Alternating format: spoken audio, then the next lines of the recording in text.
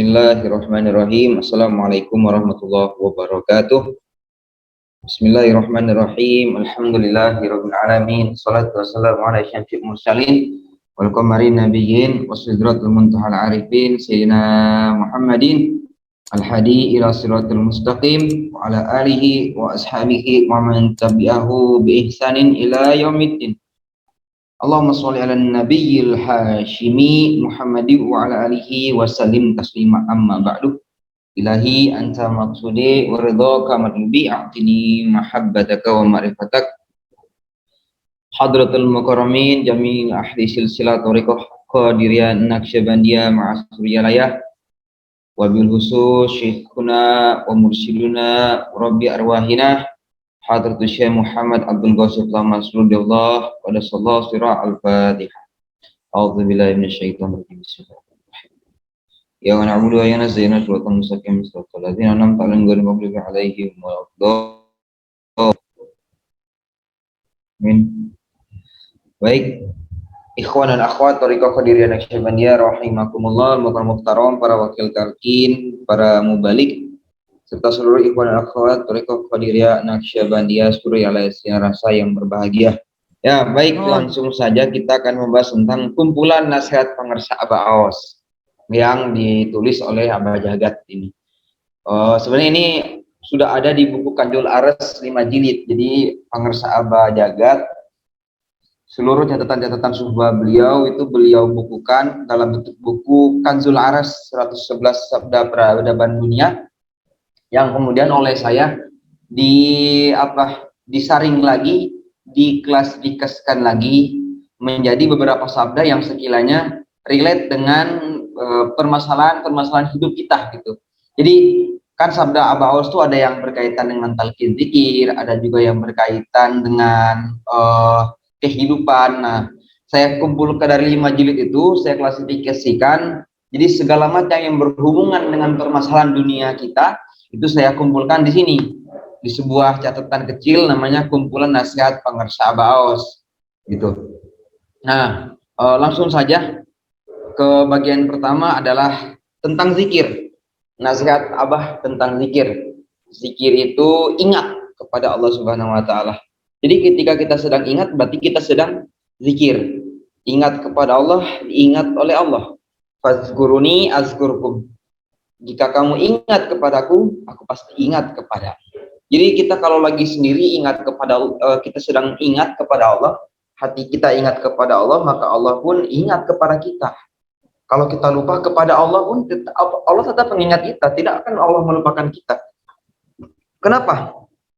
Kalau Allah telah melupakan kita, maka sudah pasti Allah akan memutuskan limpahan rahmatnya kepada kita. Tidak akan mungkin kita bisa menikmati kenikmatan hidup di dunia ini. Ya, mohon maaf, misalnya sesulit apapun kondisi kehidupan kita, ya paling tidak kita masih diberi nikmat buat hidup. Paling tidak kita masih diberikan nikmat untuk bernafas. Ya, sedang didebak, kesulitan luar biasa, masalah luar biasa, tapi kita masih diberikan nikmat bernafas dengan normal. Ya, bagaimana dengan mereka yang susah bernafas? Yang untuk bernapas saja mereka tergantung oleh tabung oksigen. Sedangkan kita dapat bernafas dengan leluasa di tengah himpitan masalah yang luar biasa juga. Bagaimana juga kita dihimpit masalah yang luar biasa, tapi kita masih bisa makan dengan enak. Ya, masih punya uang yang cukup untuk makan bakso, untuk pesan pizza, untuk makan di restoran yang mahal, makan Burger King, McDonald, KFC dan segala macam. Bagaimana dengan mereka yang tidak bisa makan sama sekali? Bahkan makan nasi pun sudah syukur. Makan Indomie saja sudah syukur. Nah, balik lagi ya. Ingat kepada Allah Subhanahu wa taala. Berarti ketika kita zikir kita ingat, bersyukur bahwa dari sekian masalah yang Allah berikan kepada kita. Kan kadang kalau kita ini penyakit kita, kalau sudah diberikan masalah yang luar biasa, kita lupa akan nikmat Allah.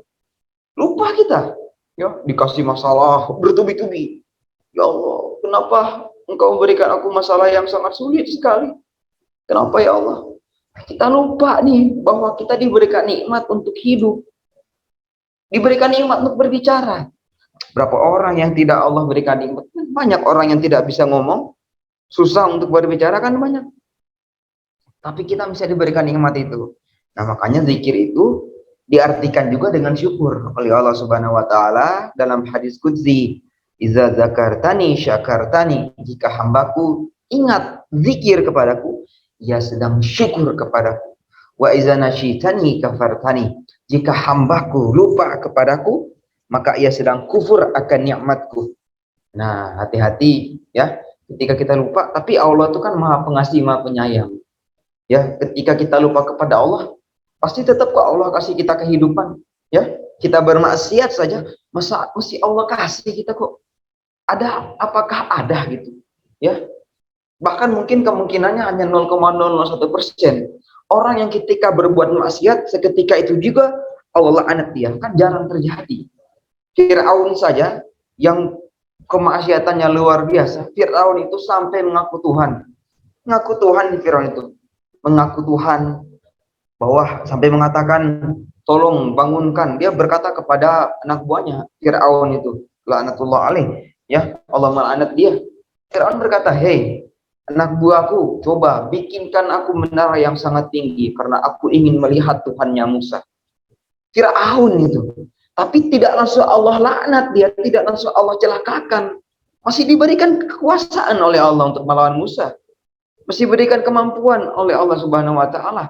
Tapi ketika sudah puncaknya, baru Allah tenggelamkan dia, dihimpit oleh dua laut. Nah, gitu ya. Nah, jadi ingat jadi Allah tuh ternyata luar biasa sayangnya kepada kita, luar biasa kasihnya kepada kita. Ya, cirinya ya kita masih hidup saja, masih bisa menikmati kehidupan, itu sudah nikmat yang luar biasa. Karena tidak mesti juga Allah berikan kita duit segepuk, tiba-tiba lagi duduk jatuh dari langit uang segepuk, bye. Atau tiba-tiba datang makanan dari langit. Kan tidak mesti seperti itu. Kadang kita bisa bangun pagi, menghirup udara yang segar, melihat keluarga kita, bertemu dengan orang-orang yang kita sayangi, itu kan udah nikmat yang luar biasa, yang dimana tidak semua orang bisa merasakan nikmat tersebut. Nah, itulah penting zikir itu. Jadi zikir itu tidak hanya ingat hati, jadi ingat kepada Allah itu kalau dengan pikiran tidak akan tembus ke rasa.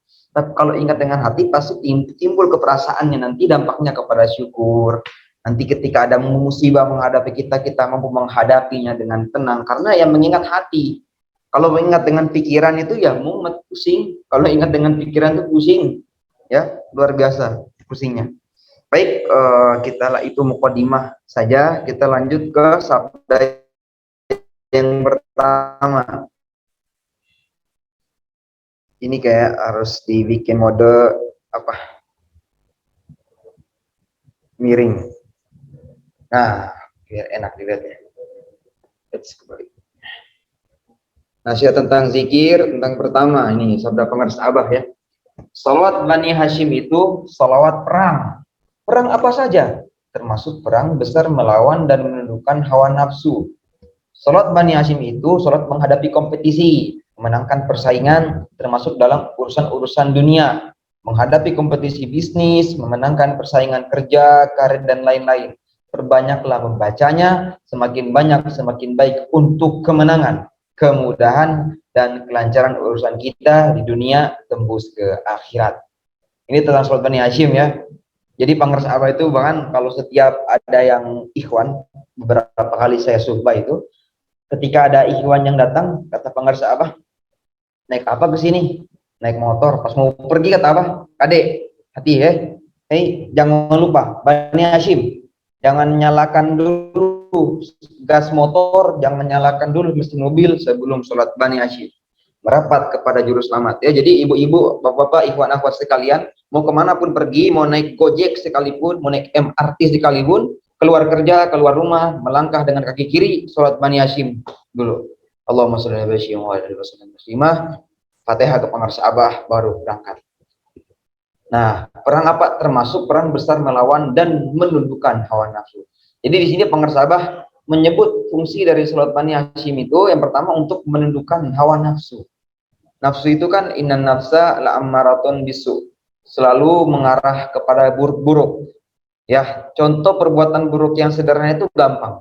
Ya, Contoh dari perbuatan nafsu itu satu, marah yang tidak terkendali. Ketika kita disakiti oleh orang lain, tiba-tiba kita kesal, pengen mukul, pengen nonjok, pengen ngomel, ingin membetak. Itu kan nafsu amarah itu. Harus ditahan. Jadi kalau tiba-tiba kita disakiti, ya, dimarahi atau tidak suka dengan perkataan orang lain, langsung kalau kata pengersa Abah Jagat, langsung ubah tempat, ubah fokus, ubah pikiran. Bani Hashim, tarik nafas. Allahumma sholli ala Muhammad.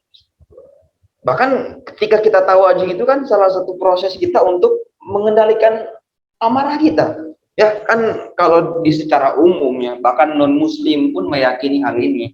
Kalau lagi marah kan disuruh tarik nafas. Gunanya biar tenang. Nah, kita kan tahu aja kan gitu, tarik nafas, nah nafas kita. Tapi kita ada nilai plusnya. Tidak hanya menarik nafas untuk menenangkan diri, tapi juga mengingat Allah yang maha memberikan ketenangan. Itu tuh, itu. Ingat, jangan lagi jikir hobi malah ingat orangnya, jangan lagi jikir ingat masalahnya, ya habis jikir tambah pusing lah. Ya, lagi tawadhu itu ingat Allah saja, ingat Allah. Fokuskan ingatan kepada Allah. Dari apa? Bani Hashim, Allahumma shalli alaihi wasallam. Allahumma shalli alaihi wasallam. Sabda Abaos dulu tahun 2019 waktu itu pengersabah di Al-Musawwir pernah menyampaikan bahwa salat Bani Hashim itu kalau dibacanya tuh harus dengan nada perang. Allahumma sholli ala Nabi Allahumma sholli. Bacanya gitu, jangan dibaca Allahumma sholli ala nabiyil hashimi Muhammadi wa ala alihi wasallim taslima. Kata pengersa Abah itu mah untuk mereka yang dompetnya sudah penuh dengan dolar. Kalau banyak kebutuhan mah bacanya Allahumma sholli ala Muhammad. Allahumma sholli ala Muhammad. Perang, nadanya nada perang, ya. Kecuali kalau mau menunggu sholat, baru mungkin bacanya dengan nada seperti itu, demikian. Nah, dan pengersa Abah juga menyebutkan pertama untuk menundukkan hawa nafsu, yang kedua adalah untuk menghadapi kompetisi bisnis, memenangkan persaingan kerja, karir, dan lain-lain. Perbanyaklah membacanya, semakin banyak semakin baik untuk kemenangan, kemudahan, dan kelancaran urusan kita di dunia tembus ke akhirat. Lagi ada proyek Bani Hashim, lagi ada mau kerja Bani Hashim, ada kerjaan Bani Hashim, ya, atau mahasiswa banyak tugas Bani Hashim, atau ada kerjaan di kebun Bani Hashim. Bani Hashim berbanyak membaca Bani Hashim, ya. Tapi niatnya itu bonus itu. Bang Abah pernah menyampaikan kayak misalnya sholat duha. Abah Osu pernah menyampaikan gini, kalau mau kaya hayang benar laksanakan, kalau mau kaya laksanakan sholat duha. Tapi kalau sudah sholat duha tidak usah mau kaya, karena kita itu memasrahkan kepada Allah Subhanahu Wa Taala. Ya, kita pun sholat Bani Hashim ini seolah-olah kita memberikan semua permasalahan kita kepada Allah, ya bagaimana Allah saja. Kita minta yang terbaik oleh Allah Subhanahu Wa Taala. Karena kan dalam Quran sendiri dijelaskan, apa yang engkau pandang baik bagi dirimu belum tentu baik, karena Allah yang maha tahu apa yang baik untuk diri kita. Terkadang kita memikirkan bahwa, waduh, kayaknya enak nih dapat dapat kerjaan seperti itu, atau enak nih kayaknya masuk ke kampus itu. Kalau macam kita memandang bahwa kayaknya enak deh jadi orang ini, kayaknya enak deh jadi pejabat, kayaknya enak deh jadi pengusaha. Kita memandang baik gitu, tapi belum tentu Allah memandang itu baik untuk kita. Jadi makanya apabila ada hajat kita yang tidak terkabulkan, tidak tercapai, kita sudah usaha tidak tercapai, itu mungkin bisa jadi oleh Allah Subhanahu wa Ta'ala cara Allah untuk menghindari kita dari sesuatu yang tidak baik untuk kita. Karena sahabat Nabi saja yang mengatakan gini, ya Rasulullah, kalau saya kaya, saya pasti akan sedekah gitu. Saya pasti akan jadi orang dermawan kok.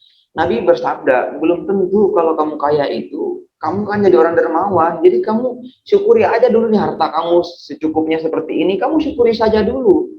Jangan kamu menginginkan pengen kaya, kata Nabi. Belum tentu kamu siap. Tetap nih sahabat Nabi ini ngotot. Enggak, Nabi, saya pasti kalau kaya bahkan rajin sedekah. Diberi kekayaan, malah lupa dia kepada Allah. Diberi harta yang berlimpah, malah lupa dia kepada Allah. Ya, karena belum tentu kita itu siap akan sesuatu tersebut.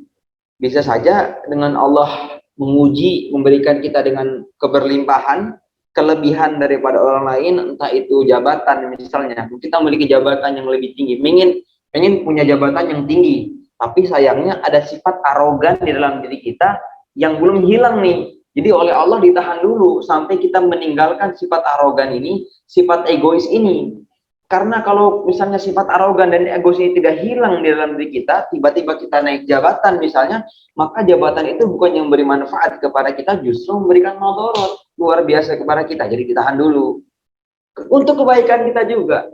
Nah, udah hilang nih arogannya, udah mulai tawakal kepada Allahnya, berserah diri kepada Allahnya sudah luar biasa. Allah tingkatkan jabatannya, Allah tingkatkan derajatnya. Gunanya apa? Agar ketika kita berada dalam kelimpahan itu kita pergunakan untuk kemanfaatan orang lain.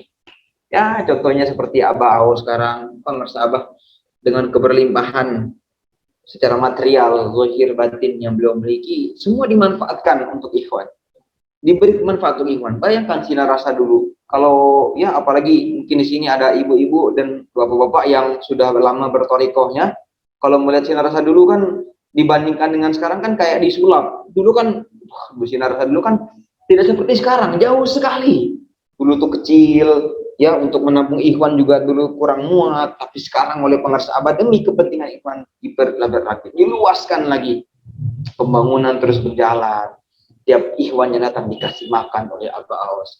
Itu saya dulu waktu masih di Citra Rasa, setiap kali suhbah, tiap hari datang suhbah ke pengarsa Abah, baik itu subuh ataupun pazur, pasti disuruh makan. Ya kalau dihitung-hitung kan anggarannya lumayan, Bu, Bapak sekalian ya. Baik tiap hari ngasih makan orang, dan orang yang datang itu suka lebih dari 50 orang, coba. Bayangkan kalau kita di posisi pengarsa Abah, apakah kita mampu seperti itu? Belum tentu kan.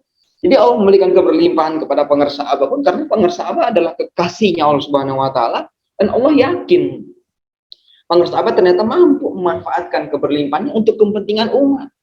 Dibangun masjid, ya, diperluas lagi. Orang-orang yang datang tidak minta infak sedekah, tidak ada kita di sini. Gitu, ya. Nah, lalu ini yang kedua, pada pengarsa Abah, kalau sedang banyak keinginan, zikirnya jangan kalah sama bantal. Kalau banyak tidur, jangankan harta yang belum ada, yang sudah ada juga dimaling, digarung orang. Waduh, ini ya, teguran buat saya kayaknya. Banyak keinginan, ya zikirnya masih kalah sama bantal. Banyak keinginan kepada Allah, tapi menghadap Allah sedikit. Kan kalau kita saja kalau banyak keinginan kepada makhluk, kepada manusia kan pasti kita sering-sering menghadap, sering-sering ketemu, melobi orang, kita lobi, kita berbuat baik kepada mereka. Tapi kita ini kan banyak keinginan kepada Allah, tapi kok malah ini kita ya, malah banyak tidurnya daripada ingatnya. Makanya ya, kalau banyak keinginannya, zikirnya jangan kalah sama bantal. Kecuali kalau tidak punya keinginan mah beda lagi. Tapi kalau banyak tidur, jangankan luar biasa nih. Kalau banyak tidur, jangankan harta yang belum ada, yang sudah ada juga dimaling itu. Waduh, jadi jangankan harta yang belum ada, yang sudah ada ya dimaling, digarang oleh orang lain. Ya, Masya Allah. Jadi itulah nasihat-nasihat yang disampaikan oleh pengarsa Abah yang ditulis oleh Abah Jagat. Ya, Abah Jagat ini beliau adalah wartawan, mantan wartawan. Beliau wartawan lama, jadi dalam penulisan itu luar Abah Jagat tuh kalau udah nulis tuh udah sakti lah, tulisan beliau luar biasa. Jadi makanya saya pernah sekali waktu oleh pengarsa Abah diminta untuk menulis maklumat, ditulis secara garis besar. Oleh itu kemudian pengarsa Abah mengatakan kirim ke Abah Jagat, bilang redaksi terserah pembantu khusus. Berarti karena Abah Jagat punya basic penulisan, sudah lama di dunia penulisan, dunia jurnalistik, jadi makanya maklumat-maklumat pun ditulisnya, dikemas dengan baik tanpa menghilangkan esensi. Makanya pengarsa Abah mempercayakannya maklumat terserah bantu khusus. Itu yang saya dengar dari pengarsa Abah. Nah, termasuk juga ini adalah redaksi yang ditulis oleh Abah Jagat, didengar dari pengarsa Abah Aus. Jangankan harta yang belum ada, yang sudah ada juga dimaling atau digarap oleh orang lain. Mudah-mudahan kita semua Allah berkahi untuk mengamankan melestarikan ajaran amalan para pecinta kesucian jiwa dimanapun kita berada, selalu dibersamakan dengannya, dengan kekasihnya. Barokah karomah Abbas Al-Fatihah. Iyyaka na'budu wa iyyaka nasta'in ihdinas siratal mustaqim siratal ladzina an'amta 'alaihim ghairil maghdubi 'alaihim waladdallin. Akhirul kalam, Allahumma fiqil aqwamit thoriq. Assalamualaikum warahmatullahi wabarakatuh.